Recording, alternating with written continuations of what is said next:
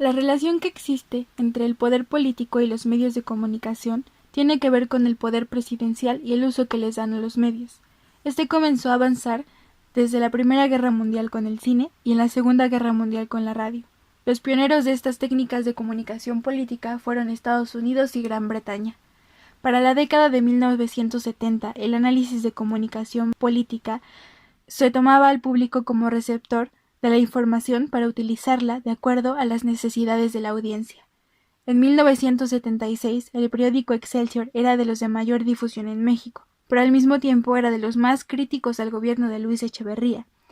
Fue cuando sucedió el golpe Excelsior, donde la asamblea del periódico decidió quitar como director a Julio Scherer, quien mantenía esa línea editorial, pues afectaba al diario económicamente, ya que meses antes el gobierno le había quitado el financiamiento publicitario en consecuencia a sus críticas. Después se aprueba la Ley Federal Electoral. En ella se establece que los partidos políticos tienen acceso gratuito a radio y televisión en tiempos de campaña electoral. La Secretaría de Gobernación era la encargada de vigilar los contenidos de las transmisiones, pero en ese entonces no había una verdadera competencia electoral. El único partido que se mostraba como oposición era el Partido Acción Nacional, PAN. Y para 1976 José López Portillo fue el único candidato a la presidencia por parte del Partido Revolucionario Institucional, PRI. En 1978, el control financiero del gobierno ante la prensa escrita y el auge de la televisión provocó que más de la mitad de los periódicos desaparecieran en México. Al mismo tiempo, en Nicaragua vivían en la dictadura por parte de Anastasio Somoza Debayle.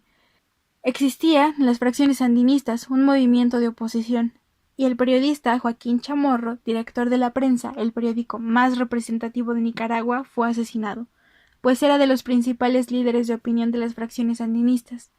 Y en 1979 triunfa la revolución y termina la dictadura. Para la década de 1980, las estrategias de comunicación comenzaron a centrarse también en quienes generaban los discursos políticos. El comienzo de la década en México se marca porque el presidente López Portillo en 1982 declara la expropiación de la banca en consecuencia de la crisis económica vivida. Dos decretos. Uno, que nacionaliza los bancos privados del país. Y Emilio Azcárraga Milmo, el presidente de Televisa, lo acusa de socialista. Cuando comienza el periodo presidencial de Miguel de la Madrid, crece el neoliberalismo en México y la privatización de las empresas estatales. 2 años después, 1984, como demostración del poder político que tenía el gobierno, asesinan al periodista Manuel Buendía, quien hace una investigación de las vinculaciones que tenía la policía política con los capos del narcotráfico. El 19 de septiembre de 1985 ocurre un terremoto en la Ciudad de México que destruye casi toda la ciudad. En ese momento y un día después, los servicios de luz y agua estaban sin funcionar. Hasta días después, las listas de personas desaparecidas se publicaron en páginas completas de periódicos, pero cuando llegaron a las 6,000 personas desaparecidas, la presidencia dio la orden de dejar de publicarlas. Al mismo tiempo, el papel de la televisión y la radio fue fundamental y significativo. Es frente al monumento a la revolución y es un aspecto verdadero, es espeluznante y no quiero excederme en mis calificativos, pero la gente está en la azotea, veo a 4 personas en la azotea, veo en el 5º piso, en el elevador también. ¿Es posible que nos manden una escala? El último año de esta década, 1989, estuvo marcado a nivel internacional con la caída del muro de Berlín, en donde los medios de comunicación soviéticos guardaron silencio y el bloque socialista del mundo se enteró de la noticia por rumores que solo se filtraron. Después de unos días anunciaron los movimientos políticos y solo invitaban a los habitantes de la República Democrática Alemana o Alemania del Este a no abandonar su territorio. Los periodistas daban completamente lo que estaba pasando, pero la nota completa la tenían que enviar en una carta confidencial al Comité Central del Partido de la URSS para que los funcionarios decidieran cómo debía publicarse la noticia en los periódicos.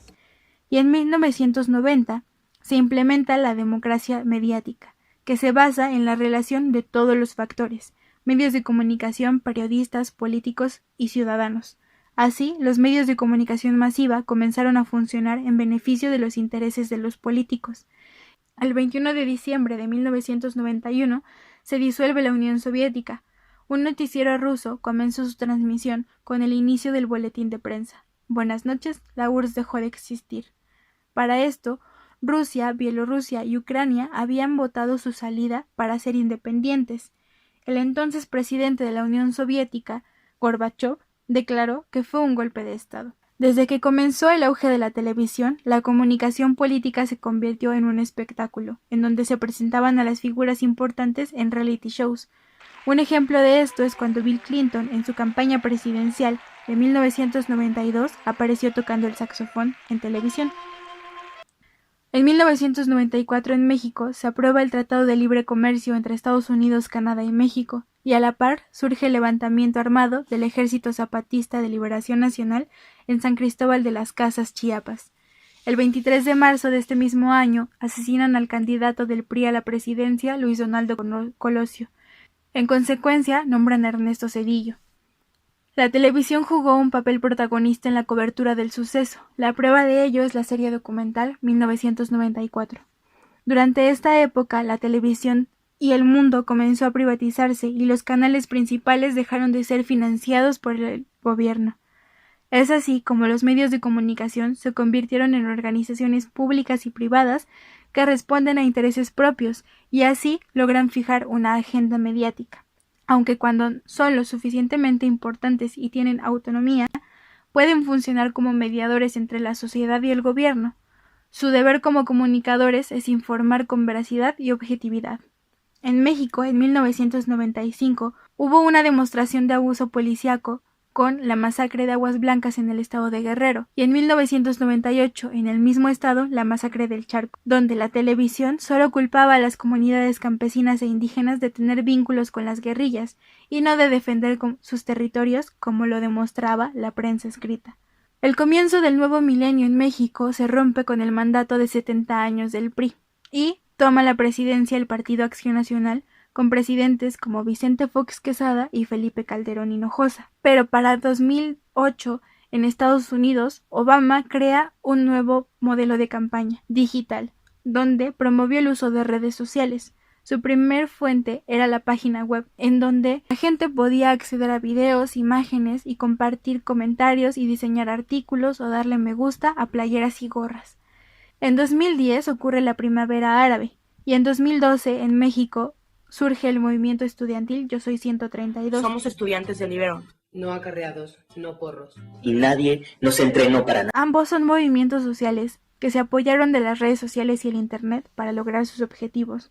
Actualmente, el primer ministro de Hungría, Viktor Orbán, el presidente de Estados Unidos, Donald Trump, el presidente ruso, Vladimir Putin, y el de Brasil, Jair Bolsonaro, han considerado a la prensa como uno de sus principales enemigos y han impuesto censura contra los medios de comunicación locales, porque los medios ya no responden a los intereses de los poderes presidenciales. En su caso, Trump y Bolsonaro han hecho uso de redes sociales como Twitter para manifestar sus propias ideas y opiniones, aunque Twitter ha señalado los tweets del presidente estadounidense por incumplir las políticas de la empresa. Hasta ahora, han sido estas las demostraciones del poder político que existe sobre y con los medios de comunicación masiva.